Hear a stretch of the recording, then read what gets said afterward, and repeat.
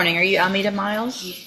And Ms. Miles was previously in court, entered a plea of guilty in cause number 24, DCCR 2330, to tampering with physical evidence. I've received the pre-sentence report. Has everyone had an opportunity to review the report? Are there any additions or corrections? No, no, we're good. In addition to this pre-sentence report, I've also received and reviewed a number of jail incident reports. Has everyone had an opportunity to review those? And you're 19?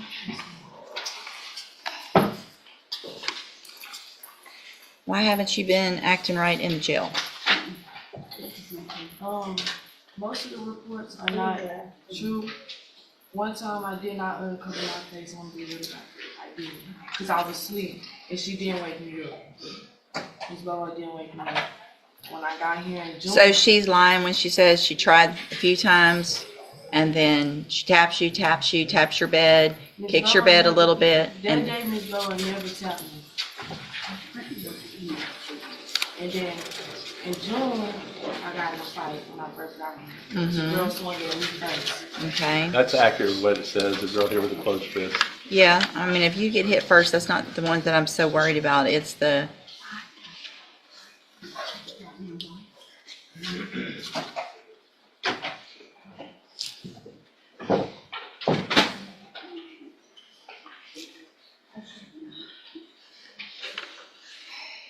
eating at your bunk when you're not... I mean, it's not even big stuff.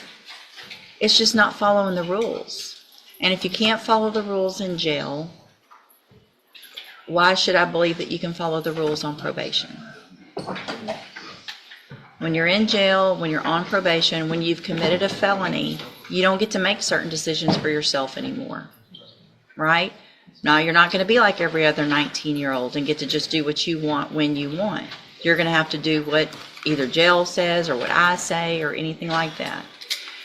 If I'm going to follow this agreement based on the nature of the offense and based on the age and all of this, we're going to get you some help up front to be making better decisions. Otherwise, I'm not going to follow the agreement. Things could be a whole lot worse. Do you understand? So what I'm going to do is find that you entered your plea of guilty freely and voluntarily. Find sufficient evidence to find you guilty. However, I'm going to follow the agreement that you made with the district attorney, and I'm going to defer all proceedings and place you on probation for 10 years. You're ordered to pay the $1,000 fine and to follow all of the rules and conditions of probation. One of those is going to be that you enter and successfully complete the cognitive track of the ISF program. That's a 90-day program. You're not going to get out of jail today. You're going to go to ISF instead, and you're going to hopefully pay attention and learn how to make better decisions. You're still young, you're still immature, but you're going to have to make some very mature decisions if you don't want to go to prison. And that's going to be to help you make those better decisions. Now, here's the thing. If you're in our jail and you start before they send you in the next week or two, or if you're in ISF and you are acting up and not following rules, putting something on your head that you're not supposed to, eating where you're not supposed to or when you're not supposed to, talking about whatever it is, I don't care, then you could be revoked just for not following the instructions. And you'll never get out and even have an attempt at probation. Do you understand?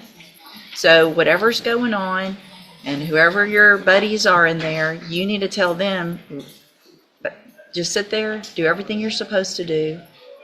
All the playing around's done because you want to get out and make something of your life.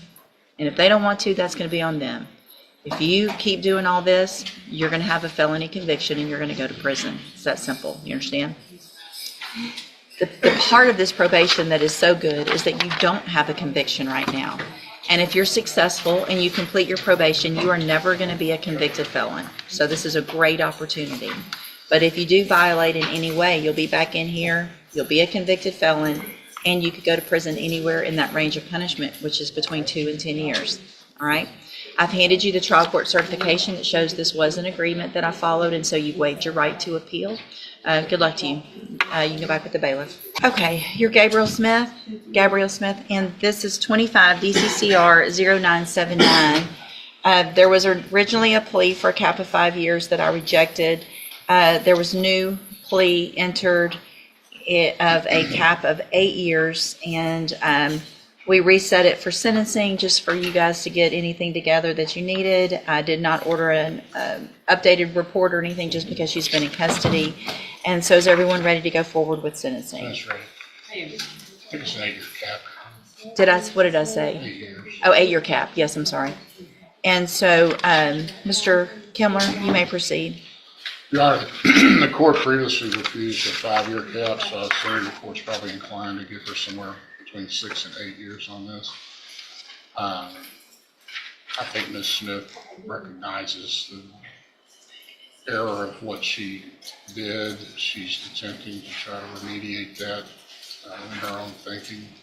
I understand she is going to have to do some time on this, but I think that she regrets what happened, and hopefully not engaged in the type of conduct that caused this to occur. It was a theft case that went awry when the officer was attempting to stop her. She didn't really approach the officer and initiate some sort of contact with him. It was an unfortunate incident where, and I'm not contesting her culpability for her guilt, but where the officer reached into the vehicle and the vehicle moved forward, injuring the officer.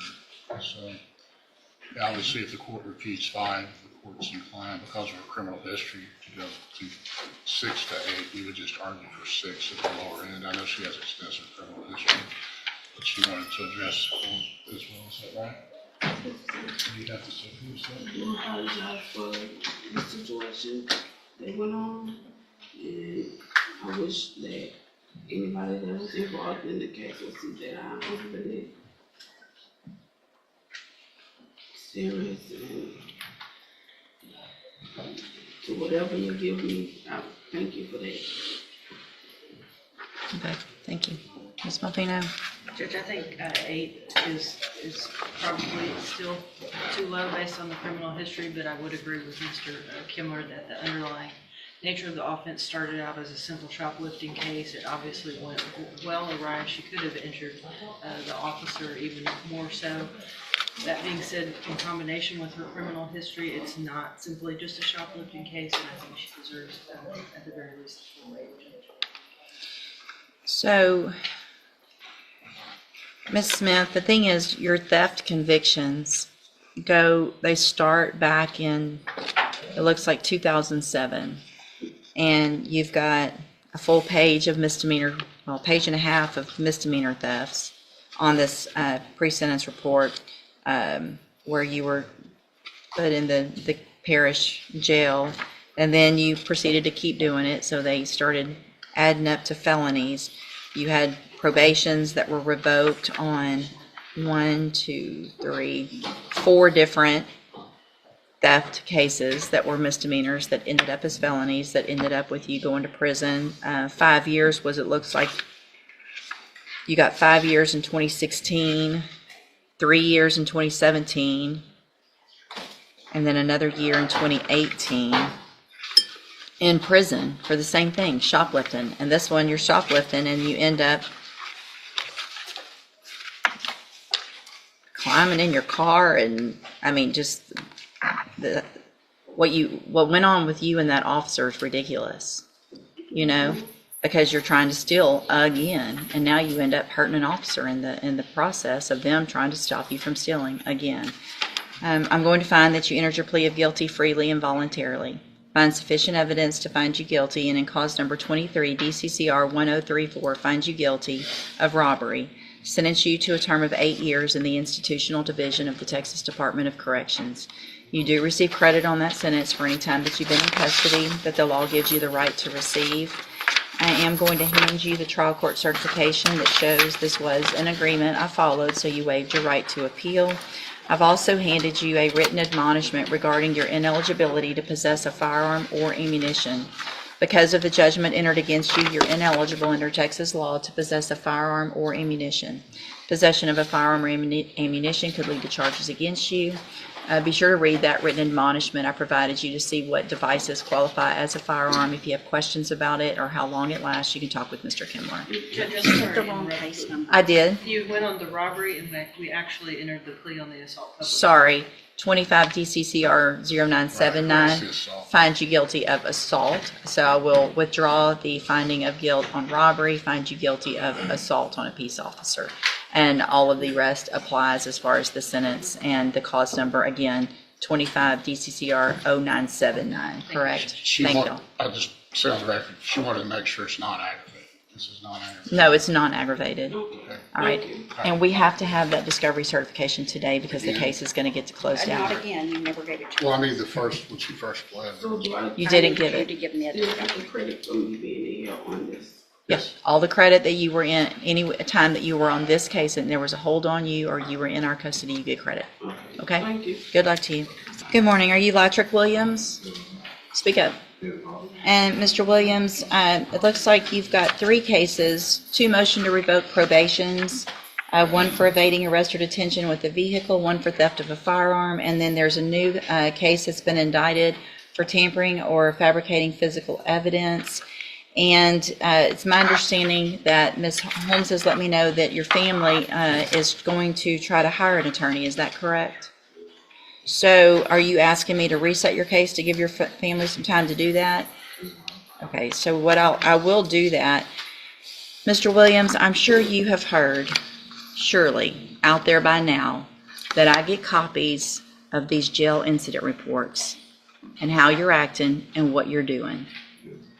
You think your family knows this when they're going to try to put up some money to go hire you an attorney? Do you think they know how you've been acting out in our jail? Do you? Do you think they know you've been masturbating in front of the correctional officers out at our jail? Do you think that they know that you're telling them to do their job and you're not going to follow their rules? That you're dashing other inmates with your urine, water, and possibly other items? I would guess other items would probably be something more disgusting than what I've already said, that you're walked up and punched someone in the face so hard that they had to go to EMS, had to come get them. You think they know all that? Should I keep going? Because on those motion to revoke your probations, I don't have to accept any agreement that this lawyer or any lawyer talks to that district attorney about. I don't have to accept an agreement. If I find that you violated your probation, I can sentence you anywhere in the range of punishment. That's what happens when you sign up for probation. If you violate, it's up to me. Sometimes I take deals, sometimes I don't. If you're acting like this, it's very unlikely that you're going to come in and some attorney is going to say, come on, let's give him one more chance. He's a good kid. He's got family. That's great that you've got family, but they don't know how you're acting. And obviously, you're not staying home and doing what you're supposed to while you're on probation. They can only do so much to help you, but you got to grow up and help yourself. If you go to trial on that new case and you're found guilty, a jury will hear all of this. So what's happening out there doesn't stay out there. Everybody finds out about it. And all it does is hurt you. Do you understand? So my suggestion is, the next time you're in court, I don't have a packet this thick of things that you've been doing out at the jail. Because your other attorney, whether it's her or they hire somebody, they're going to have to deal with this. And you can ask anybody. This kind of stuff is not going over well anymore in here. Those people are just trying to go do their jobs every day. They're going to work.